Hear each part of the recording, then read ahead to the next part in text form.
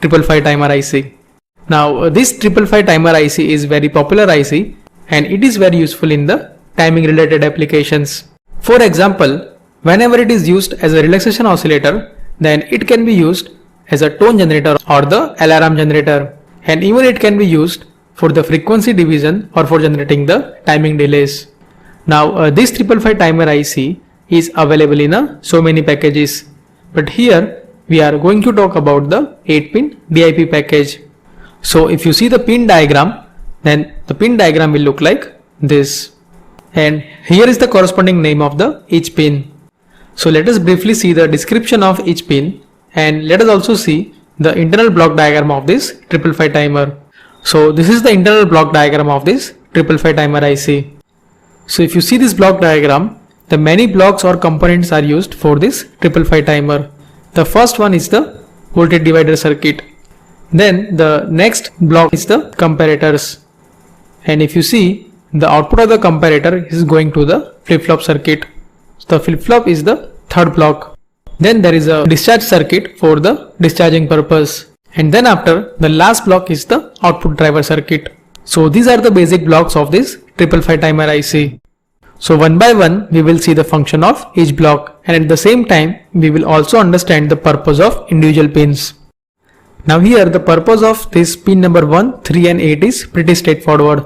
So let us first of all talk about these 3 pins. So in this 555 timer IC, the pin number 8 is the supply voltage pin, and usually the supply voltage in the range of 4.5 to 15 volt is applied at this pin. Then the pin number 1 is the ground pin, and it is connected to the circuit ground. Then if you see the third pin, then the pin number 3 is the output pin. So this pin is capable of driving the TTL loads, and it can source or sink up to the 200 milliampere of current. Now to understand the purpose of the rest of the pins, first of all let us understand the working of each block. So like I said, the first block of this 555 timer IC is the voltage divider circuit. Now if you see over here, the voltages at 2 nodes are going to the comparator, and here we are assuming that the op-amp which is used as a comparator is an ideal op-amp. So no current is flowing into the op-amp terminals. So we can say that from this supply voltage, the current is flowing only through these 3 resistors, and that's why we can directly apply the voltage divider rule. So by applying the rule, we can say that the voltage at this node will be equal to 2R divided by 2R plus R times the supply voltage, or we can say that the voltage at this node is equal to 2 by 3 VCC, and this voltage is given as a reference to this first comparator. Similarly, the voltage at this node can be found using the voltage divider rule. So the voltage at this node will be equal to R divided by R plus 2R times VCC, or we can say that it is equal to 1 by 3 VCC, and this voltage is given as a reference to this second comparator. Now if you see over here, the other 2 pins which is going to this comparator is the threshold and the trigger pins. So these 2 pins are the input pins, and by changing the voltage at these 2 pins, we can change the output of this comparator. So if you see over here, the inverting node of this first comparator is at the 2 by 3 VCC voltage. So whenever this threshold voltage goes above this 2 by 3 VCC voltage, then the output of the comparator will become high voltage. And similarly, if we talk about this second comparator, then whenever this trigger input goes below this 1 by 3 VCC voltage, at that time the output of the second comparator will become high voltage. So usually this trigger voltage used to be at the supply voltage, and whenever we want to change the state of this comparator, then the trigger signal is changed in such a way that the output at this pin number 2 goes below this 1 by 3 VCC voltage. Now let us see, whenever the output of this comparator changes, then how it affects the other circuitry.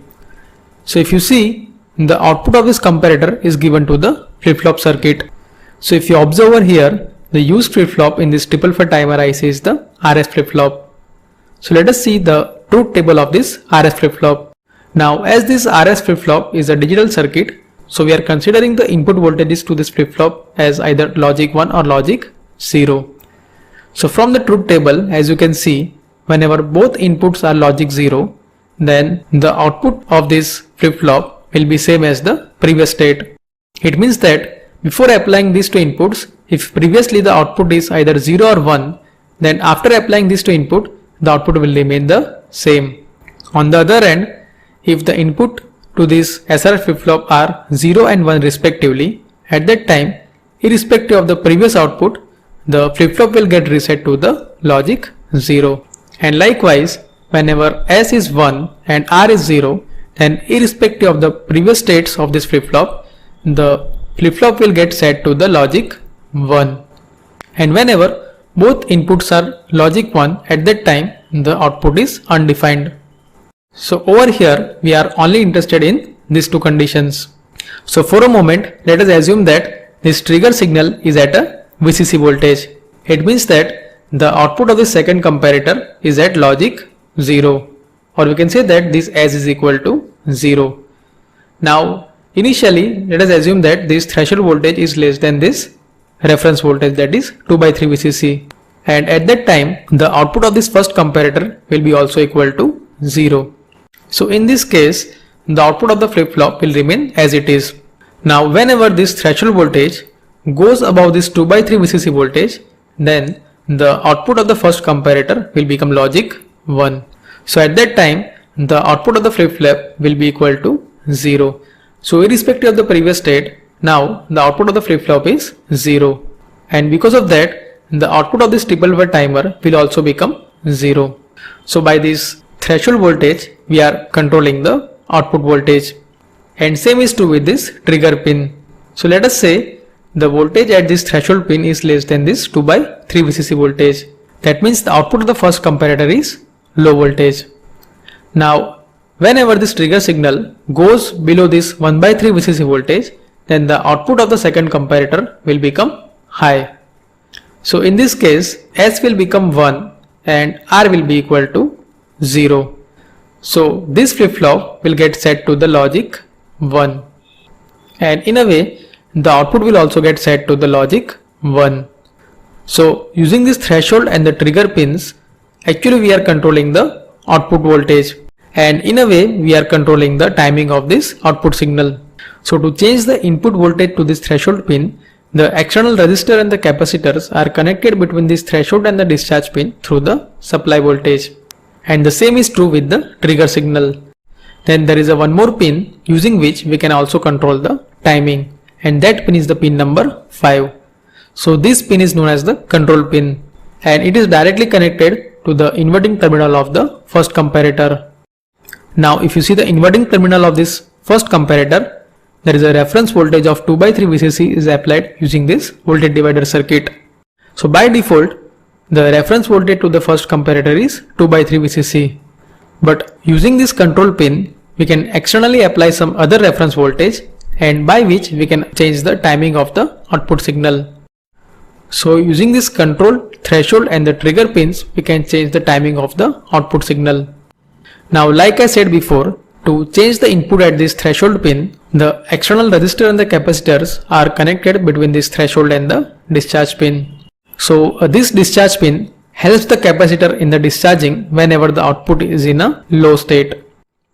So let us understand how this transistor will help the capacitor in the discharging. So let's say the output of this 555 timer is 0 volt. It means that this Q bar signal will be equal to 1, because here this output driver circuit is the inverting circuit. So as this Q bar is 1, so the base of this transistor will be at a high voltage. So here this transistor acts like a switch. So whenever the input to this transistor is logic 1, then it will act as a closed switch and it will offer a very low impedance to this capacitor. So through this path, the capacitor will get discharged. On the other end, whenever this Q bar is 0, or let's say the output is high, at that time the input to this transistor will be equal to 0. So this transistor will act as an open switch. So in that case, this transistor will provide a high impedance to this capacitor. And the last pin which is remained is this reset pin.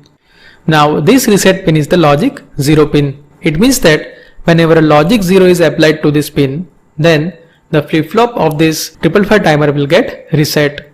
And in a way we can say that the output of the 555 timer will also get reset.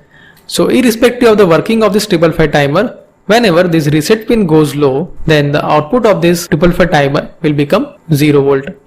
Or we can say that the 555 timer will get reset. So whenever this pin is not in use, then it should be connected to the supply voltage.